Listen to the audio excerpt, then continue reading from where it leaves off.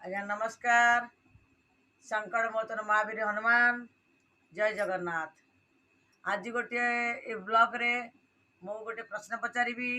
ଆପଣମାନେ ତାର ଉତ୍ତର ମୋତେ ନିଶ୍ଚୟ କମେଣ୍ଟ ବକ୍ସରେ ଲେଖିଦେବେ।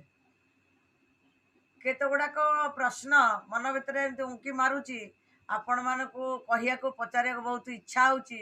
କାହିଁକିନା ମୋର ଟିକେ ଅଭ୍ୟାସ ଅଛି, ଆଗରୁ ଟ୍ୟୁସନ୍ ଫ୍ୟୁସନ୍ ଆଗରୁ କରୁଥିଲି ନା, ପିଲାମାନଙ୍କୁ ବହୁତ କିଛି ପ୍ରଶ୍ନ ପଚାରେ, ବହୁତ କିଛି ଗପ ଶୁଣାଏ। ତେଣୁକରି ଆଜି ମୋ ମନ ହେଲା ବହୁତ, ମୁଁ କହିଲି ନାଇଁ ଭିଡ଼ିଓରେ ଏମିତି ଛାଡ଼ିବା, ପ୍ରଶ୍ନ ପଚାରିକି ଭାଇମାନେ ଭଉଣୀମାନେ ମୋର କିଛି ଉତ୍ତର ଦେଇପାରୁଛନ୍ତି ନା ନାହିଁ। ଆଚ୍ଛା, ପ୍ରଶ୍ନଟି ଭଲ ଭାବରେ ଶୁଣନ୍ତୁ।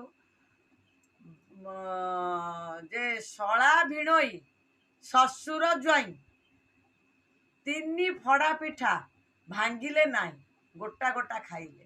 ଶଳା ଭିଣୋଇ ଶ୍ୱଶୁର ଜ୍ୱାଇଁ ତିନି ଫଡ଼ା ପିଠା ଭାଙ୍ଗିଲେ ନାହିଁ, ଗୋଟା ଗୋଟା ଖାଇଲେ। କେମିତି ଖାଇଲେ?